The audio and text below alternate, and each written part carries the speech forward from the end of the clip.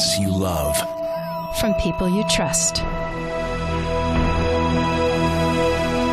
This is Twit. Bandwidth for Framerate is provided by CacheFly at CacheFly.com.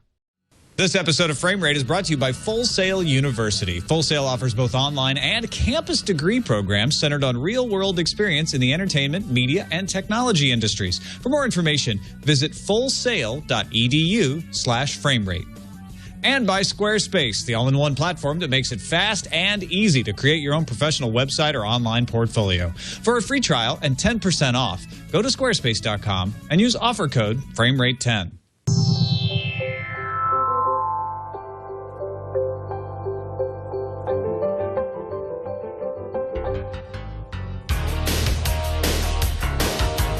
Yeah. Audio listeners, you're watching Archer. Well, you weren't kidding, man. You want to foil that audio trigger. That's what I'm trying to do, yeah. You kind of don't need to just But this means that the longer we do it, the more we talk, the longer of this video we can play without triggering a takedown. It's true, huh? That's science. It's total science, and we're giving bonus content to the audio groups, which is good fan service. We should be just doing play-by-play of Archer. All right, I say that's enough. Creative. All right, let's rock it.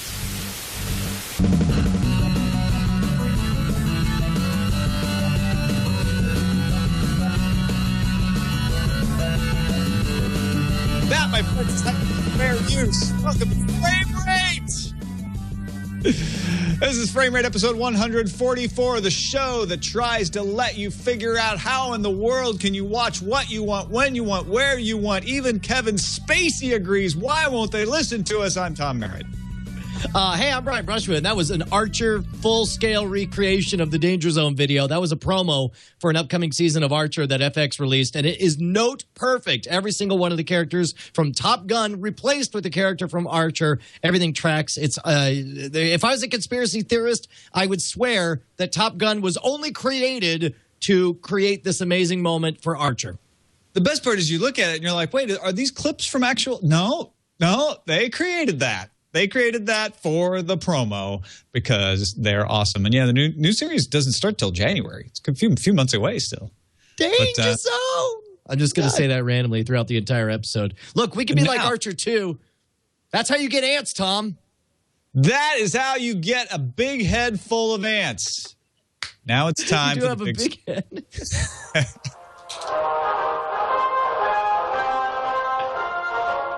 This just in, the big story. So, big story from a lot of people over the weekend. Got really excited about this. Netflix talking to cable companies about putting their service onto cable set-top boxes in the U.S. And we've talked about this on Frame Rate before happening in Europe. I think the last time we talked about it, Virgin was agreeing to put it on their set-top boxes that run TiVo in the U.K. But somehow, Wall Street Journal talking about them talking to Comcast gets everybody's imaginations fired up. Brian, I even got into a debate with a guy on Twitter this morning who was like, no! And I was like, this won't affect you, I don't think. Do you agree? No, well, first of all, there's nothing to stop it, right? This is going to be what happens anyway. I think, honestly, the cable companies stand more to benefit from this than Netflix does. As long as Netflix continues to create amazing program and act as a polarizing effect, the sooner we get what you and I want, which is a complete breakdown of the way business is currently done. If Netflix works out being on cable boxes, then cable is able to sell us this BS package of, look, hey, man, you're still in the club with cable. Pay this $80 a month, and you get to watch everything you want, when you want it, on whatever device you want. Also, thank you for continuing to pay us $80 a month. That is what cable wants to have happen. And to be honest, I think at this point, maybe Netflix is doing well enough that they would be satisfied having a fiefdom in the empire of cable, and maybe that's the beginning of what we're seeing here. Well, I look at this another way, Brian. Let me tell me if I'm talking crazy talk here. What if this is actually Netflix putting the pressure on HBO, saying, "Hey, we're moving into your territory. Guess what? Now, as a Comcast subscriber, if they were able to get this deal worked out, and they're not close to a deal, we're looking down the road. We're just starting to talk. But if they're able to work this out, hold on. Let me present this. I'm pausing. They Go say." ahead. okay, you're a cable subscriber, Mr. Comcast subscriber. You can now pay $10 a month to add HBO to your subscription, and there are 4 channels in their HBO Go app. Or you can pay $8 a month to add Netflix to your subscription, which will not only be on your set-top box, but it'll be on every freaking device you own. And you won't have to actually pretend like it's a Comcast service. You can just watch it with your regular login because we're Netflix and we know how to do this. Okay, by the way, just to be fair as friends, when I held up my hand like that was me shutting myself up, not telling you to shut up. I was just like, No, I wanted fine. to talk, Totally but I was fine. like, nope, I'm not talking. Here's what I suspect is right now the paradigm is HBO is trapped inside the cable box and wants out, but can't because of its existing entanglements. The problem with this theory is HBO only stands to benefit if Netflix becomes part of the regular cable box traditional, give us this chunk of money every month that'll continue to go up forever, then it solidifies, like HBO has so much to lose by leaving the cable box. That's why it won't do it. And that's why it's allowing this massive black market of torrented content to be out there, is because it's got it so sweet inside the cable universe.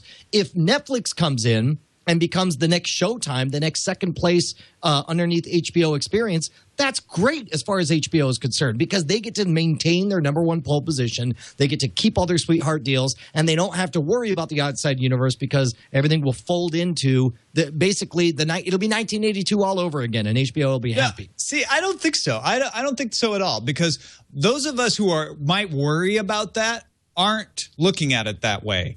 We don't say, oh, well, now I'm going to have to keep my cable box. We know I'm going to watch Netflix on whatever I want, and that has nothing to do. The fact that it's there on that box is the least of my attractions to keeping cable. What this does is bring Netflix to a bunch of people who probably have heard about it on TV and radio, but maybe they really don't know what it is. That 67% of the populace that doesn't have Netflix suddenly goes, oh, it's on my cable box? Oh, well, I might try that. Oh, look at all the things they have. They have so much more, and it's so much easier to use than HBO. HBO is so limited. I think I might spend my $8 on Netflix instead of HBO, and then it's an entree bringing them into the cord cutter world, and they start to go, oh, there's this Hulu thing now. Oh, Amazon has these things too. Well, maybe I don't need cable after all. I don't believe those people will have those experiences. I believe those people will perceive Netflix as, oh, this is just like Time Warner On Demand, only it's something I've heard of. Netflix, that's that other on-demand service that does slightly older stuff and some originals. I think that the number of people who are happy in the cable ecosystem for whom this would be their first and only entree to the world of Netflix is vanishingly small compared to the potential of people who are more like us, who are growing accustomed. Because, I mean, as we'll see in one of our upcoming story, only more and more people are watching and posting video online. Video and the internet are going more and more like finger and glove.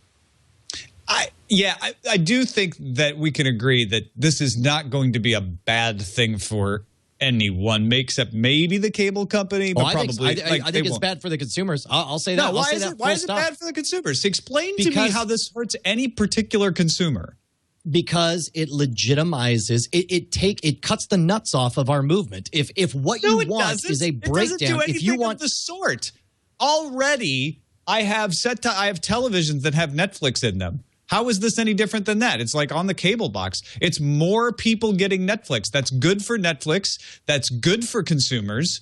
And that's good for streaming. Tell me why. Okay, do me a favor and tell me why it's now in any way a stronger argument to tell people to cut the cord if once Netflix is part of your cable package. Because cut the cord. Why? I got Netflix. It's on my cable. Because Netflix isn't the reason to cut the cord. I got Hulu Netflix too. They just added Hulu Netflix on the cable as well. Yeah, but the reason to cut the cord isn't because you can get Netflix. You can get Netflix and not cut the cord already. What this does is says, hey, Netflix is now there if you want it. The reasons to cut the cord have nothing to do with whether Netflix is on your set-top box or not. The reasons to cut the cord are you're going to save money and get control over watching the things you want. Adding Netflix to the cable box doesn't change that. Doesn't change that in one little bit. the whole reason I want people to cut the cord is because I'm tired of consolidated power. I'm tired of restricted agreements. I'm tired of all-in-one bundling. I'm tired of one-size-fits-all packages. I'm tired of restrictive long-term commitments that force you in there. And the benefit to being outside of that ecosystem is you go direct with all of these smaller players, and Netflix is a smaller player. Netflix is trading its smaller player cred for a piece of the big pie. If everything is just inside, let me finish. This time I'm holding up the hand for you. If Netflix becomes part of the cable ecosystem, let's say there's 12 reasons that I say you should cut the cord, and 5 of them involve services that are available outside of the cable ecosystem. Once all of those join the cable ecosystem, it cuts the nuts off of people's desire to say, screw this whole opportunity this whole system. I'm out of here. I'm going to try something new. I don't want that. I don't want people complacent. I don't want people saying, yeah, but we have that inside cable, because cable's a raw deal. It's a crap job. It's an old media construct that I want to die. I want it to set fire and explode, and seeing it put on. It's like seeing Frank Sinatra dressed up like MC Hammer dancing around like, I got that too. I don't want to see that. You're Frank Sinatra. Why don't you die with the rest of the Rat Pack? You're old. And that's what I want for cable. If your only argument against cable is that you can't get Netflix on your set-top box and the whole thing falls apart if suddenly that device is capable of carrying Netflix, you don't have an argument. That is not a good argument. You can't have it both ways, Tom. We cannot sit here and high-five and congratulate small acquisitions for Hulu and Netflix, and this show's now on there, and say, it's a step in the right direction, and then turn around and say, but it's not a step in the wrong direction for Netflix to go join old media. This is not ideological for me. You're making it ideological. You're saying it's us against them. For me, it's the consumer. The consumer gets a choice. The consumer gets Netflix on more devices. Netflix on more devices is good for everyone, because that means Netflix gets more customers. They have more money to buy shows. They make better shows. They put the pressure on networks to free up and get off of the boxes and off of the old systems, and it helps push down the wall. It's Netflix going into the enemy camp and setting a flag in the middle of it and saying, we're here. You can't ignore us. You need us if you want to even limp along for a few more years. It's not Netflix capitulating and saying we couldn't survive outside the walls. They're doing just fine outside the walls. Now they're moving in against the other team. And this doesn't affect anybody at all. Nobody, I submit, nobody is going to say, well, I have Netflix on my cable box suddenly, which has a horrible interface, and so I'm happy now, and I will never want to cut the cord. Absolutely not. If anything, it's the opposite. It makes somebody go, oh, this is what that Netflix is about, and I see now that I can get it on my desktop. Well, if I can get it on my desktop and my laptop and my tablet and my phone, why am I paying for this cable thing when I can get these other shows from these other services? That's why Netflix is doing this, because that and the ability to put some leverage on the companies to put a CDN box in the ISP is good for Netflix, and it's good for the consumers. Man, it sounds suspiciously like you're advocating for a future where, along with all the current cable offering, you also have a YouTube channel, a Crackle channel, a Hulu channel, a Netflix channel. I'm not advocating for anything, Brian. By that logic, you're making it sound like it's an all or nothing game. No, you're making it sound like I'm not saying anything's all or nothing. Yeah, no, but that's what you're saying, right? You're saying like, oh, you're advocating that Netflix should go there. No, I'm saying that Netflix has no reason not to go there. There's no risk whatsoever. Netflix model would fall apart if people stopped using it offline. This is curious to me, because part of the reason we're seeing exceptional programming for Netflix is because Netflix doesn't owe anything to anyone. It's not on the tit of anyone. It's not beholden to anyone. And it's not going to be beholden to anyone here either. This is Netflix throwing a bone, saying, you know what? Because I guess they could structure the deal in a way that gives the power to the cable companies. You're saying that HBO really could just go pure digital if it wanted to right now, and that HBO is not under the thumb of the cable industry, and that it's not trapped by its existing contracts and agreements and the commitments and money. No, I'm not saying that at all. HBO is an entirely different situation. Netflix doesn't. So why do you want to see Netflix in that position? No, I'm not. I don't want to see Netflix in that position, and they won't be in that position. I think you're thinking about it, and I think a lot of people are thinking about it as Netflix becomes a channel on cable. It doesn't. It becomes an app on a set-top box. That doesn't change anything. That doesn't mean that Netflix is now under the thumb or they're reliant on the cable companies in any way. Netflix keeps their independent distribution. What stops HBO is they're locked into the cable companies, and the cable companies won't let them out. Cable companies I mean, Netflix is not going to let the cable companies keep them on the set-top box. They're saying, we'll share a little of that corner with you, but we're still going to be everywhere else. That's the big difference here. Man, if only there was some place that all the viewers of this discussion could like chime in and say whether or not they agree with either one of us on this issue. Well, they would just say that I'm right unless they're Web 5354. Then they would say that I'm wrong. Yes, but the important thing that they would say it at framerate@twit.tv. Right. And send us an email on this one. Because here's the thing. I mean, it's like, I'll agree. Mine's not the most, I don't know if it's a logical argument or not, but I know it feels filthy. Battle, in my opinion. I don't want to see it. You're putting I up am fighting an trade- ideological battle. You're fighting against openness. You're saying, no, that makes it sound like they're winning. Who cares what it sounds like? It's not going. Look, okay, here's the thing. When the federal government starts offering you federal highway money, you're like, hey, free money. What's wrong with that? Consumers win. You get smoother roads. Totally different than that. This is Netflix offering the cable company something. It's not like highway money at all. Listen to me. When All right. somebody gives you something, there's always some strings attached. And by joining the ecosystem of cable companies, they lend legitimacy to that paradigm, which I think does not benefit benefit them in the long run. Joining something. Netflix is saying, look, we'd like to have an app available on the box. The cable companies should not let them, in my opinion. Like, this is a bad idea for the cable companies, unless they're ready to go a la carte and just become an online pass, right? If they want to stay with their model, they don't let Netflix in there at all. All Netflix is saying is like, open choice, man. You're a customer. Why not, why not carry the device there? We'll cut you in. Just like Twit gets a cut when they run Netflix ads. We'll let you guys have a cut because you have the app and you put the signups in there. It's good for Netflix. Now listen, maybe there's a difference between you and me, but I had to go through an agonizing 45-minute argument with Time Warner Cable, and the thing they kept hammering on me is like, well, what are you going to do with that? What are we going to do with that? And I could hear them now. It's like, well, I'll just watch on Netflix. Well, we have Netflix. Oh, is that all it was? Well, then we'll just – and then next it's like, oh, well, we've got the Hulu. Is that all it was? It's like, this is what they want. This is how they can fold in the entire argument for cutting the cord and trap you in that crap agreement. No, but here's the thing, Brian. You can choose to get Netflix without the cable company. You can't choose to get HBO without the cable company. You can't choose to get NFL without the cable company. You can't choose to get all these other things without the cable company. But you can choose to get Netflix without the cable company. So where does your argument run at the end if they go, well, we have Netflix now. Well, we have Hulu now. Your last thing is like, great, you almost have everything I want. Can I choose to have HBO and not everything else? If they say yes to that, then I'm fine with that. They've changed cable to be what I want, which is the ability to watch what I want, when I want, where I want. If they suddenly morph down that road entirely into that thing, what's wrong with that? I'm not entirely sure I followed the logic of that, but I guess what you're saying is if they become something that doesn't look like cable television, good luck with that. If in this the other fantasy side is scenario, if they don't stop looking like cable television, then you'll still leave them.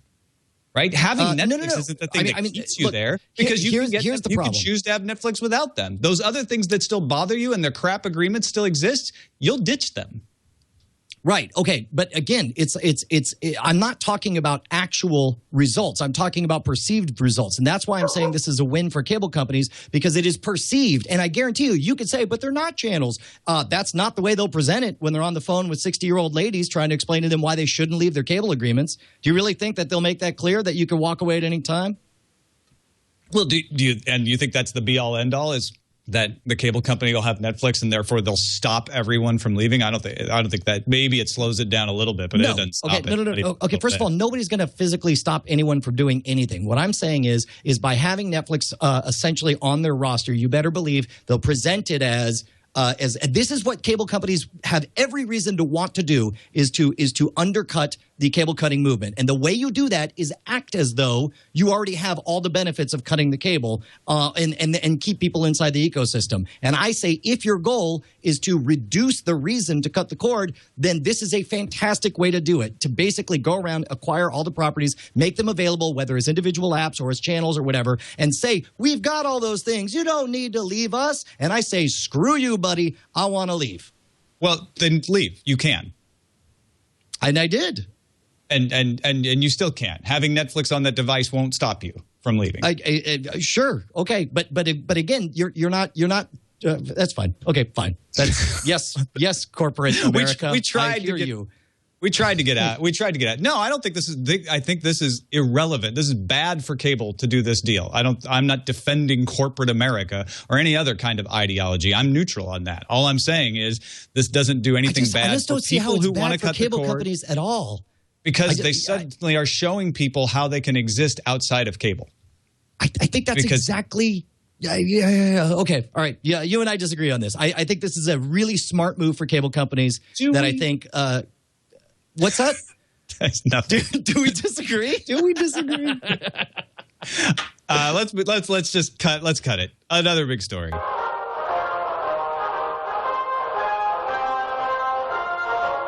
Stop everything. It's another big story. Mark Sullivan at Tech Hive has an article that says that pay TV, as we know it, will be dead by 2025. And it's long and it's detailed, but it's pretty much right on, saying that what's happening is Netflix is getting originals, Hulu's getting originals, Amazon's getting originals, YouTube's got more originals all the time, and that these will put the pressure on production companies to go, oh, we could sell to these guys. They're a lot easier to work with. Let's put our best stuff over there. And by 2025, the Emmys will be dominated by internet culture. And of course, we got a couple other stories. Pew Internet American Life showing that in the past 4 years, the amount of American adult users who upload or post videos online has gone to 14% to 31%. And the percent of adults who watch or download videos, which is the more important one for this show, has gone up from 69% to 78% over the past 3 years. So, bearing out that fact that more people watch an online video all the time and the quality is getting higher.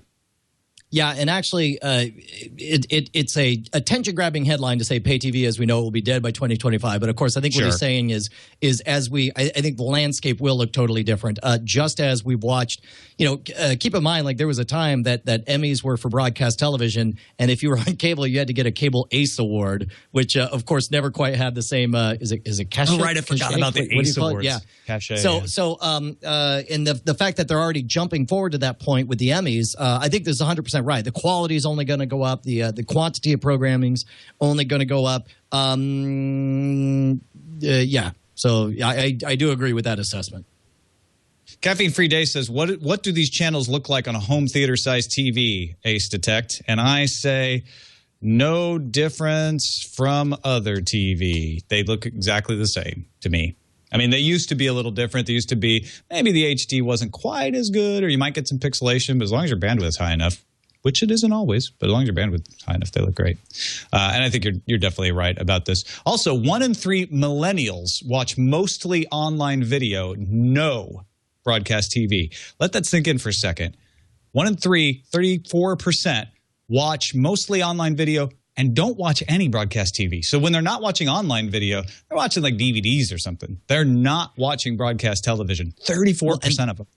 Think about this. So millennials, they define as like what age? Born in what, the late 90s, early 90s or so. But these are people who very likely grew up in households where from the time they were conscious and solving their own problems of watching media, age 8 or above, the easiest way to do it was increasingly away from broadcast television. My children, if they heard about the popular new show on NBC and they told me their number one priority on the planet would be to figure it out, how to see it, I don't think they could do it. They couldn't solve that problems, but they know how to find everything on Netflix, on Hulu, on even Amazon Instant, or to go to the website. Penny knows every time there's a new Legend of Korra how to get online and do it. So structurally, I think that this is a side effect on it, not on the part of any youngsters who inherently hate broadcast television or anything.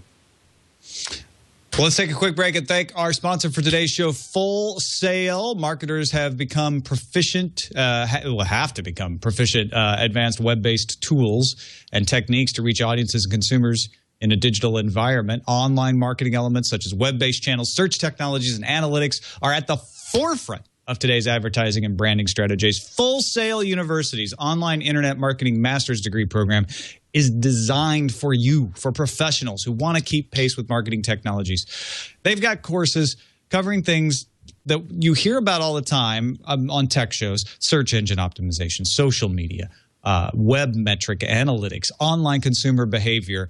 you can actually understand what all that stuff means. Students work on real projects. They get real clients. They gain real experience and generate results and learn from industry experienced instructors. Full Sail University's online and campus degree programs are centered on that real world experience with industry technology.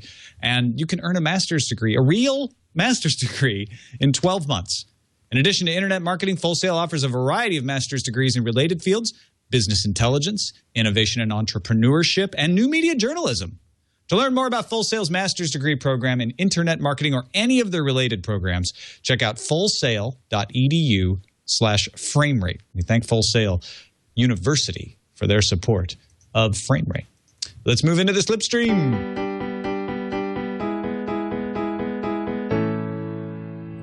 So Hulu is, according to Variety, looking at hiring Fox's head of distribution, president of distribution, Mike Hopkins.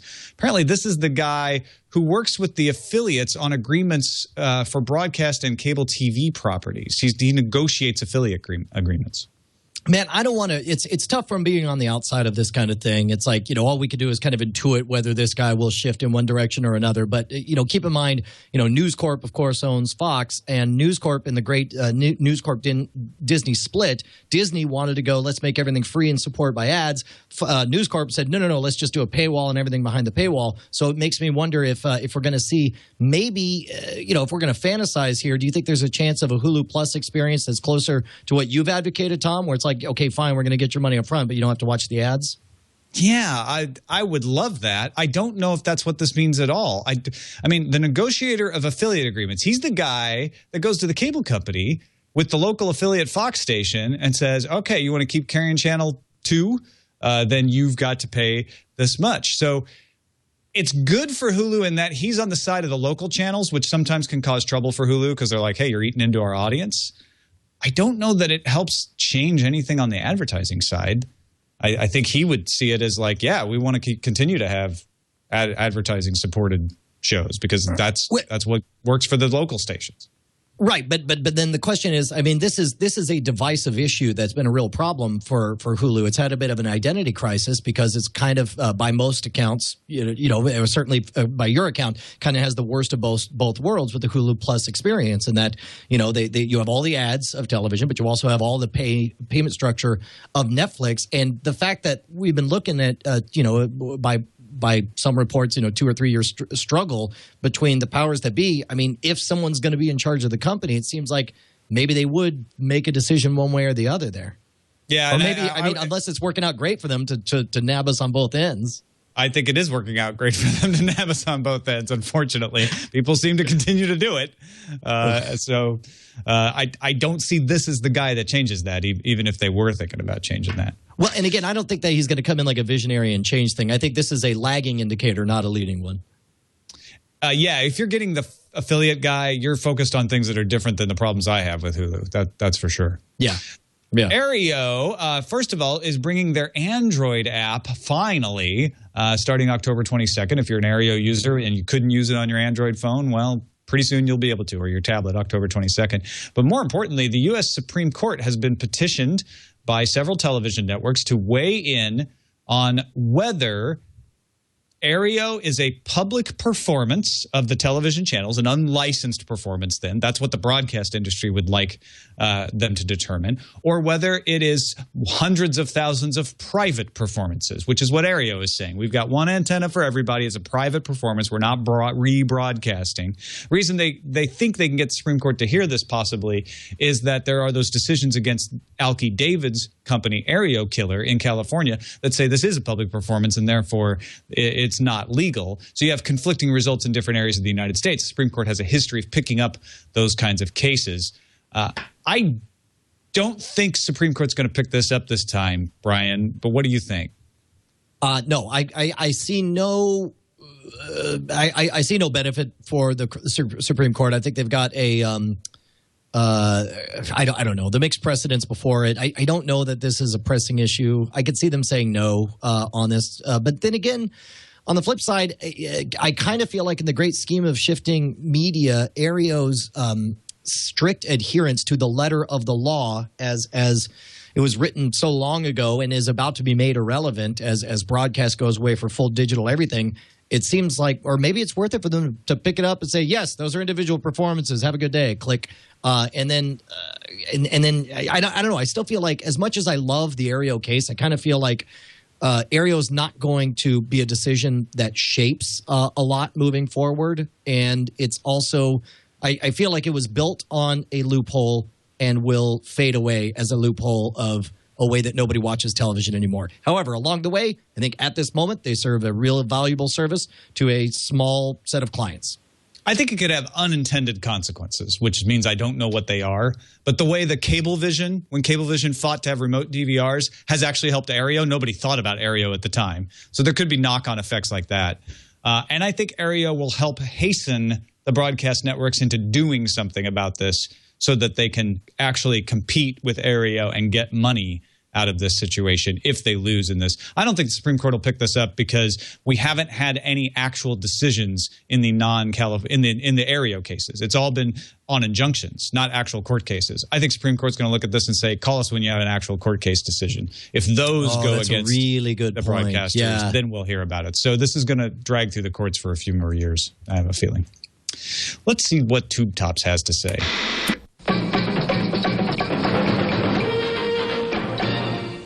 The Canadian government, yes. Oh, I just want to chime in. You would not believe how many emails I get at framerate.tv or at twit.tv about what that sounder is, because there are audio listeners who can't place it. Video listeners, I suspect, all get it because the video component goes right along with the CBS special presentation graphic that we all remember from the 80s. But audio listeners are like, what is that? It's on the tip of my mind. So that's what that is for you three guys out there. Good note there. Canadian government says we don't think it's right for Canadians to have to pay for bundled television channels. That's Industry Minister James Moore speaking on CTV's show Question Period.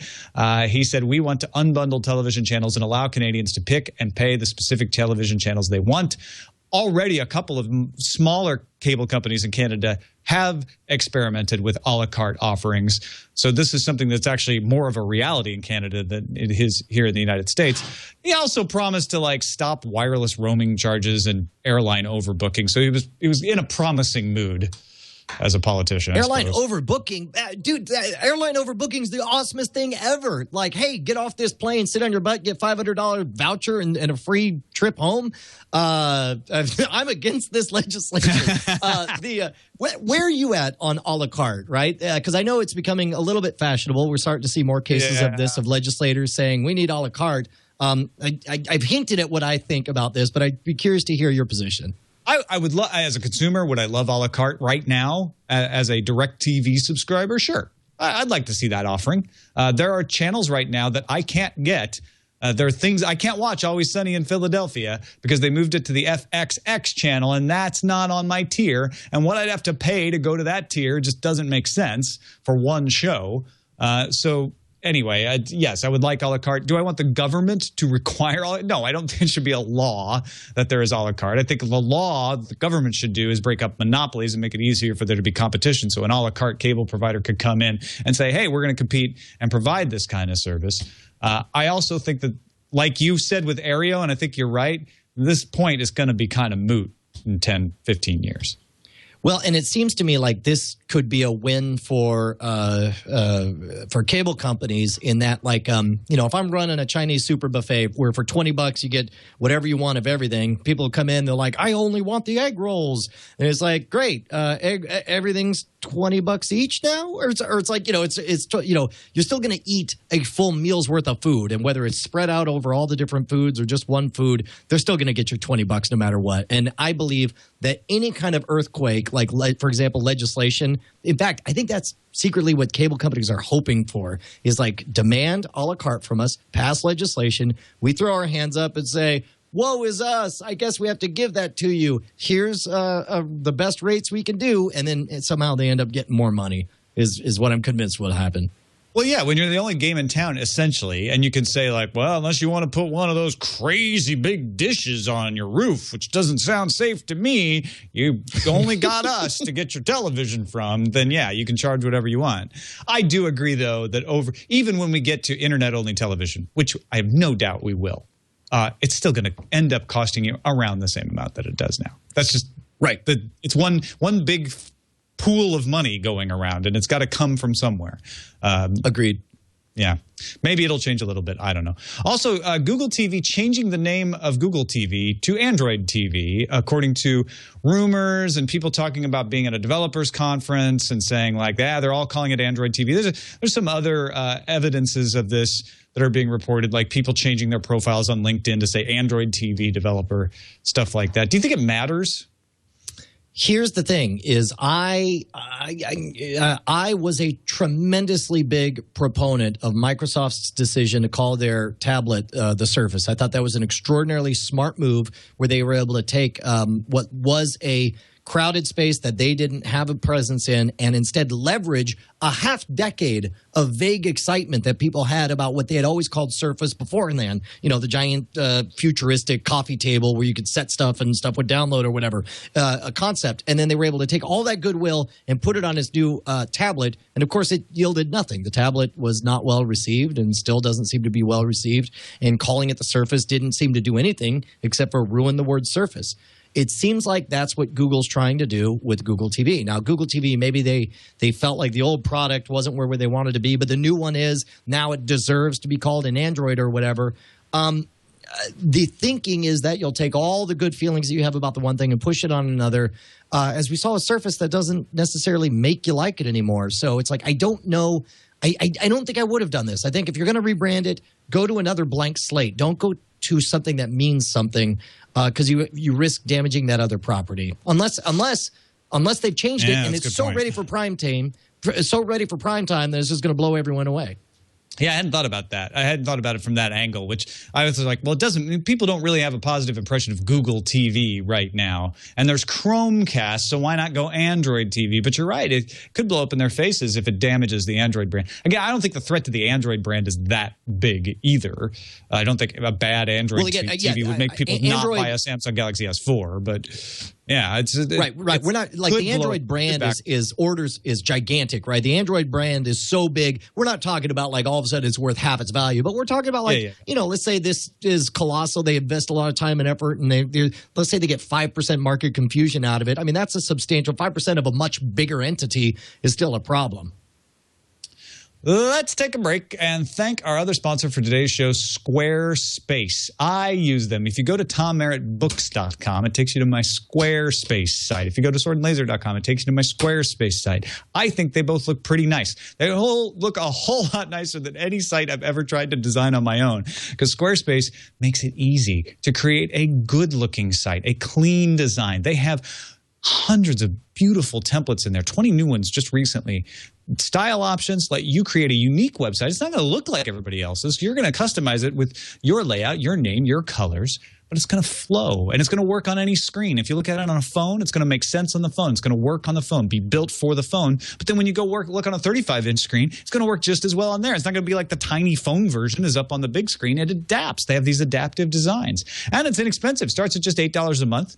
That includes a free domain name if you sign up for a year, and their hosting. Squarespace takes care of the hosting, so you don't have to worry about it. Your site is going to be up. They have people who are dedicated, legendary in their dedication during the hurricane last year. They actually were part of a team that was carrying fuel upstairs to keep the servers running for their and other websites. So you got to check out Squarespace. Start a trial with no credit card required. Start building your website. When you decide to sign up for Squarespace, make sure to use the offer code FrameRate10 to get 10% off and to show your support for FrameRate. And we thank Squarespace for their continuing support of this show, FrameRate. Squarespace, everything you need to create an exceptional website. Now the fun stuff, Film Found.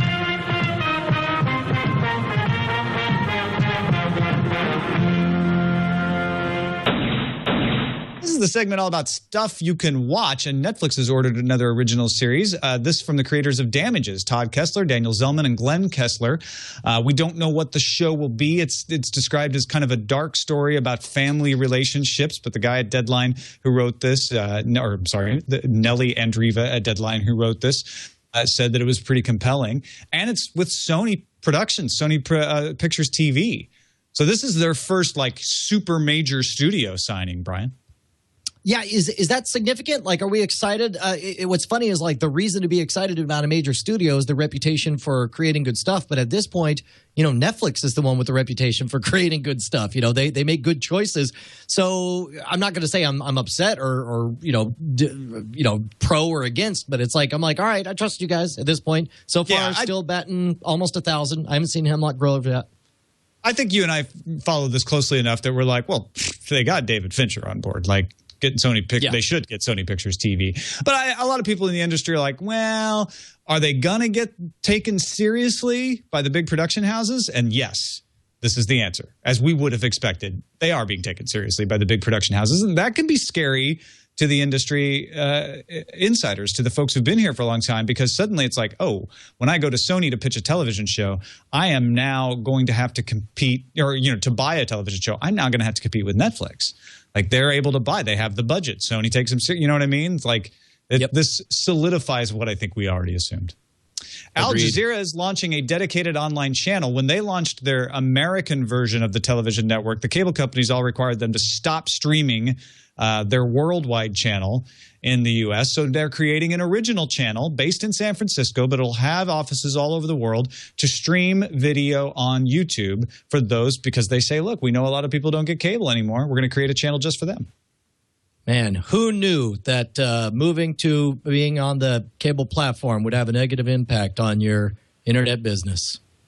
Yeah, to me, it's less about that. It's more about them actually spending the money to fix that, right? Most people would have just been like, well, the numbers are still bigger on cable. I guess we just give up that online audience for a while. But they're actually creating a whole network going, you know what? Those numbers aren't big enough to not make sense to go after that 34% of people who don't watch any broadcast television.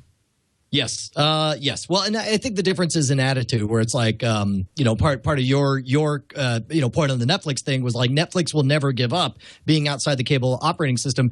Here's a case where they, Al Jazeera goes into the cable ecosystem, but then is smart enough to be like, okay, it's going to sting. We're going to have to start a sub brand that will probably end up being more popular than our actual brand back out in the outside space again. And finally, from Colin and Connor McGuire, a Portal short about the origin of GLaDOS, which if you haven't played Portal, you might be less excited about this, but it's still a great little indie film that was shot right down the street from me here at the YouTube Space LA. No kidding. Yeah. All of a sudden, you know what's funny is all of a sudden I'm looking at those offices now, trying to see if I've stood in those or not. Once you know that, you're like, oh, that's the VO booth that she's running past. But it doesn't look like that if you don't know it. I am. I'm going to have to start keeping an eye out, because I never would have thought that this was in the YouTube create space. And I thought they did a great job of replicating the game and the Portal. Lots of people have done these little Portal shorts, but this one halfway through shifts to the origin story of GLaDOS, which they don't do. Yeah, I only got a chance to peek at the beginning of it, but it was extraordinarily well done. The color schemes are beautiful. All right, let's move on to Scanline. Right now on Frame Rate. Right now on Frame Rate. We got 60 seconds to explain these stories to you, and we're going to start with DreamWorks Animation CEO Jeffrey Katzenberg saying that he offered the creators of Breaking Bad $25 million for 3 more episodes of the show, with the stipulation being that additional hour-long episodes would be delivered in 6-minute installments on the web via subscription. The only reason that Vince Gilligan and friends said it was a non-starter is they already had figured out how to end the series. They didn't have more story to tell, so they didn't want to take the $25 million. They're on to other things. Man, I'll tell you what. Like, I read this and I think this is a terrible idea and it's crazy. But then think about how you and I were talking about the way Breaking Bad folded at the end. It really sped up. And there was entire chunks that I would love to have seen more. I would watch 3 hours of vignettes of Walt's life in New Hampshire. Like, what if they got all the way to the last episode, said back in 3 weeks, and it was nothing but those vignettes to keep you satisfied until then? I don't think AMC would have allowed it, though. They want that show to end on AMC. They don't want it. Of course. All right, so Aussie-made Zelda fan film is a slice of genius. They recast Link as a sassy girl. I watched just enough of this for me to say, like, man, if I had played all the Legend of Zelda games, I bet I would have loved this. But instead, it looked like a neat idea, though. It takes a while to get going too, but if you get about 5 minutes in, you'll start to hear the actual like sounds of Zelda or the sounds of and Link. I think that's when I stopped playing or stopped watching it, because I realized, like, the first time I heard, like, oh, I bet that's a sound from the game, and then all of a sudden it hit me. I'm like, oh wait, I'm not riding any of the nostalgia waves on this. Yeah. All right, we can go ahead and but it reset. is very well done. We can reset the clock to 60 seconds, Jason, because Louis C.K., oh my God, is available through the comedian site for $5 without DRM, and this is one that was on HBO. But he still got him to give up control of the content without restrictions. This is that long tail we're starting to see at the end of it. You know, it's made news when he made the deal because he retained his rights to distribute it however he wanted, and this is that pro-consumer, pro-fan position of like, look, I can't hold a gun to your head. You're going to steal it if you want to, but I'm going to price it low enough that I hope you'll throw me $5 because I hope I make you laugh once. Yeah, and he also allow you to download it multiple times. You only get to download it 3 times. Well, you buy something, usually you can only download it one time, and they're like, "Yeah, it's up to you." Bob McBob in the chat room is pointing out that we also get bonus content with this purchase as well. I don't know how much is there, but very smart. You get both the HBO version and an uncut version as well. That's pretty cool. Right on. Go ahead. All right. So another episode of our fictitious show, Who Hunters. We could have been making a mint on these stories, Tom. I know, right? 9 missing episodes of Doctor Who found and returned to the BBC, including like 2, 4, 5, and 6 of the Web of Fear series, and episodes 1, 2, 4, 5, and 6 of Enemy of the World. I thought what was significant, Patrick Troughton. Yeah, I thought what was significant is you're going to bring these to DVDs November 25th, but you can get them on iTunes today. Are already available. They went straight to digital with this. They're like, oh, we want to make money on this. That's right. They're hot little hands. They wanted to get this stuff out as fast as they could. You know, it's amazing to me that the rate, even though ostensibly these would be harder to find, the rate of new episodes is just going up over time as the excitement for Doctor Who goes, increases with the reboot. Well, yeah, and don't forget, people, you've probably heard of a lot of episodes being recovered that have not actually been recovered. There's rumors galore. YouTube network Dance On has raised a bunch of money for its video business. It's the #1 place for dance videos on YouTube, securing $4 million in funding. Here's why I thought it was interesting, Brian. A round of co-funding led by Plus Capital and AMC Networks. That's interesting. I would not have figured that's a space they would throw some money, but I'll tell you, it's a step in the right decision or direction, because they are following the steps of Machinima, who's one of the biggest partner channels on all of YouTube, because they figured out that there's an unmet niche that people love. You know, YouTube is the place we go to learn stuff. It's where we learn to dance, learn to tell jokes, learn to play instruments, learn to put on makeup, and if they can essentially own that category of whether it's, I assume some of this is featuring people dancing, other is they got to have tutorials and stuff in there. It's a whole culture site about, like, if you want to learn to dance or see dancing on YouTube, Dance On could be the place. Yeah, they do a dance competition. They also do documentaries. They're betting on more original content, and they got some AMC money. Woo! Congrats. That, my friends, is Scanlines. On to the winter movie draft.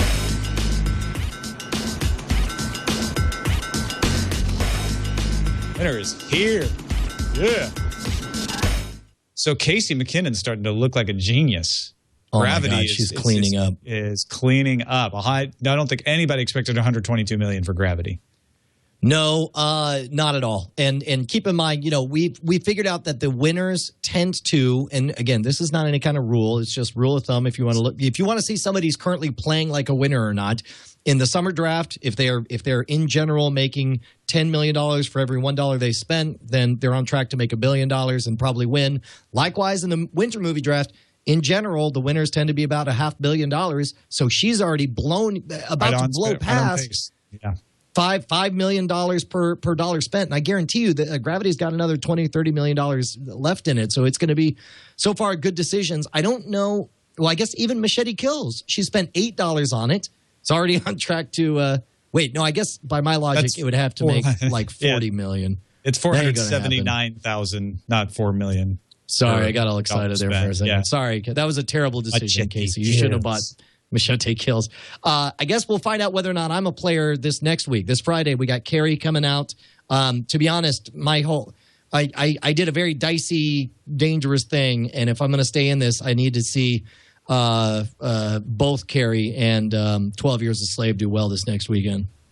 Yeah, it's always hard when your movies are up against each other, but you also didn't spend that much money. $27 total between the two. So yeah.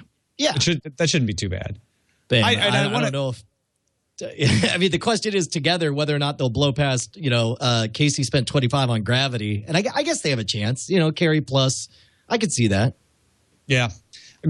Don't get me wrong. I knew Gravity would be a great movie, but great movies don't always mean box office. And so I think a lot of people are like, it should hit 100 million, but it's a little bit of a thought movie, and Cuarón doesn't always mean box office big bucks. But yeah, it's obviously, I mean, it could get to 200 million. It's got so much extended buzz now. I don't think it will, but it's definitely going to keep going up for the next few weeks. Yeah, let's talk about what we're watching.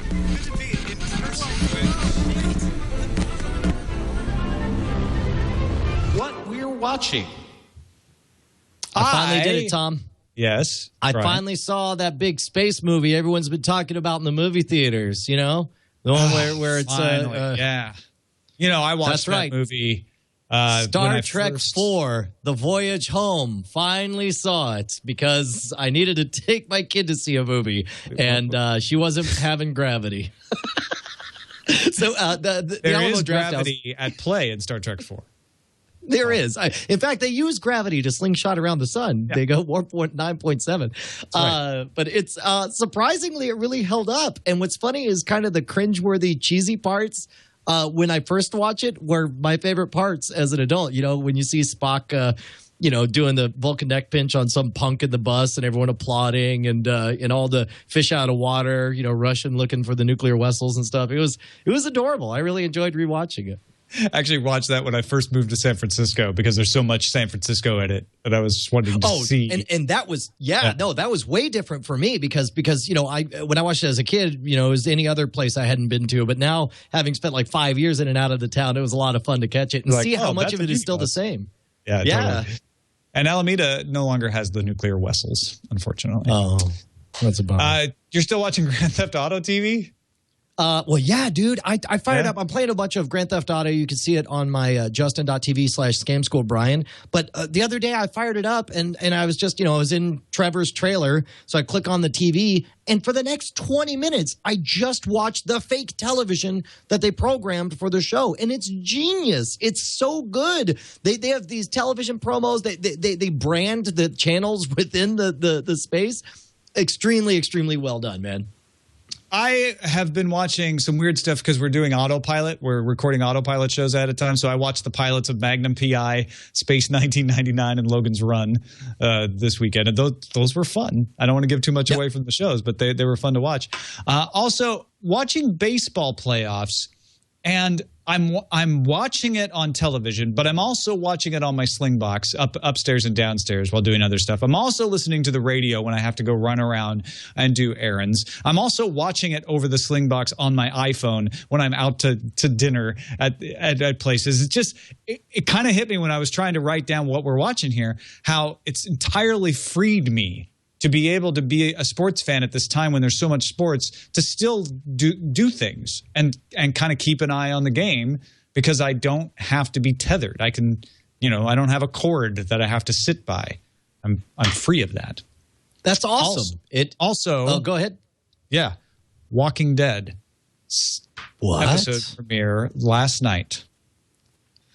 Brian, I can now safely say it is safe for you to watch Walking Dead again. What? Wait a minute. Now, the rule was you had to have 2 good episodes in a row to bring me back. But you're saying just the first one? I'm saying this is worth 2 good episodes in a row, frankly. Are you serious? And I would say to most people, to 92% of the people in the audience, Brian, I would say, yeah, try and go ahead and catch up. Maybe pick some important looking episodes and get caught. To you, I would say, forget it. That's an exercise in frustration. You're going to hate yourself and everyone else if you do that. Jump in now because this feels like a story. This doesn't really require you to know anything that happened with the governor or anything like that. It's what you need to know is in the previously on, you know it. It's Yes. It's good. Dude, this is fantastic. All right, done and done. I'll totally watch it. We'll be back and we could do a spoiler zone again next week. I can't wait for you to tell me next week how wrong I am. But I really liked it. I'm like, this feels like the book. It's not the story from the book, but it gave me that feeling from the book. And it's paced well, and the stories are interesting, and the characters are sympathetic. And there's some flaws. More it's like not the 100% world. perfect. But yeah, it feels like the things that I know you and I loved about Walking Dead that we were kind of missing. So yeah. People are saying I should also watch the last episode of last season. So maybe those will be the two I watch back to back. Again, I would tell most people to do that. I don't know if you'll hate I'll do that. it. I mean, if you're just going to be like, I just want to see what happened. Sure. Yeah, go ahead. Just to ease you into the bathtub of Walking Dead blood. A lot more gore too. A lot more zombies getting killed. Shall we do feedback? Yes, we shall. Time for feedback with Brian and Tom on Frame Rate. Oh yeah. We have a feedback. Shall we start off with Jason from St. Louis, Missouri? Go Cardinals. First absolutely. off, let me say I love your commentary on the world of cord cutting. Well, thank you, Jason. So here's what I'm looking for that my family has agreed will let us cut the cord. A cloud DVR service where I can subscribe to different levels of storage, 20 hours, 50 hours, etc. I can then subscribe to as many TV shows as I want. And when new episodes are released, they appear in my cloud DVR storage, kind of like an RSS feed for TV shows. I can then delete the show or save it on my cloud DVR to watch again, but I am limited by the amount of storage I pay for which I pay. Also, it would be great if the service could be accessed from Roku, since we own 5 of them. I don't like the idea of purchasing season passes from iTunes or Amazon because I don't necessarily want to own every episode when I can more than likely watch past seasons on Netflix or Amazon. Do you know of any services out there that do this? Thanks for your help. Real quick, Jason, I don't think you go far enough. I think really this is a great service. It should also rub your feet. It should serve you hot chocolate, and it should tell you every morning how nice you smell. Well, I think you're right. I think we have something. Here's the thing, Jason. If you rent TV shows from, say, Vudu or Amazon, it gets you most of the way to what you want, not having to store them, but it doesn't allow you to rewatch them. If you buy from Vudu, it allows you to access them on multiple devices, but not all the devices. There's just not one system that's doing all of this in one place unless you roll your own cloud. Roll your own cloud storage, do an over-the-air antenna with a TiVo or maybe a simple TV, although I still think they have some ways to go, and then save all of those shows to connected storage on your home network that you can access anywhere. You can DIY it, but even that's kind of hard. I mean, and what's funny is like we've got some network attached storage, and I know I could set it up to access it remotely outside of my house, but it's like I understand that technical barrier. It's like I still haven't bought it over to the air antenna, not because I'm worried about spending $80 or whatever, but just because I'm like, I have to run a cable and do stuff. I'll just buy it on iTunes, So it's like the thing is, Amazon, iTunes, and Vudu all do what he wants, which allows him, with like an RSS feed, to subscribe to a show and have the new episodes show up. They're not going to force you to take the old episodes. Just take the new episodes, complete the season. The difference is, of course, you're stuck in that purchasing media ecosystem, right? I think if you do Vudu, it's the most widely compatible because it's ultraviolet. So it shows up in other services. Amazon is the most widely playable because they have video players everywhere on the Kindle Fire, on Android devices, and on iOS devices. iTunes is the most restrictive of those particular 3, and Google Play is a little less restrictive, but still kind of restricted. But it's because when he says, I don't want to do season passes on iTunes and Amazon, I'm like, well, that's kind of the closest to a cloud DVR that you're talking about that you're going to get. Yep. Hey, so John sent us an email saying that he cut the cord and everything's working out great for him. He said one thing he'd love to see added to Frame Rate would be a heads up on early digital releases. I opened up the iTunes store the other day to discover that Pacific Rim was available to download over a week earlier than it was released in stores. Perhaps add some of these big titles to Film. We haven't talked about digital releases because that hasn't really been news for us because we just, they tend to track. Same with everything else. Like, would that be worth adding a calendar kind of thing to the show? I mean, when the first time this ever happened, that made news. Frankly, it would be a lot of trouble to try to keep up with every time a digital release what I was thinking. Actually, an earlier release than a DVD release, and it's not news anymore, right? We might be able to sneak it into when we're not doing the draft, we'll do premiering this week, and that could be the kind of thing that we could, if it comes across our radar, let you guys know about. I don't know where you find that stuff out. I mean, John, if you want to take it on, I don't think he sounds like he wants to take it on though. From Matt, you're hired, John. Yeah. Hi, I tried to cut the cord for real and returned to set-top box and told Time Warner Cable to turn off TV service. I returned my set-top box and told Time Warner Cable to turn off TV. They offered to increase my internet speed and keep feeding me TV service for 6 months for free. Cool beans. That's all from Matt. So, Good job, Matt. Yeah, no, nicely done. Well, we don't know if he took it or not. I assume that's the case. It sounds like he got the same. He took the chicken challenge, got the same offer I got, which is like, look, we'll give you a discount. Just please keep taking the cable. Stacy said the same thing. He says, hey guys, I have TWC for internet and DirecTV and DirecTV since CBS blackout. I called Time Warner Cable because my father works for Showtime something Dexter. So at first they gave me a $10 discount, and I asked if there's any other promos, which is great because they're like, how about a $10 discount? And they're like, got anything more?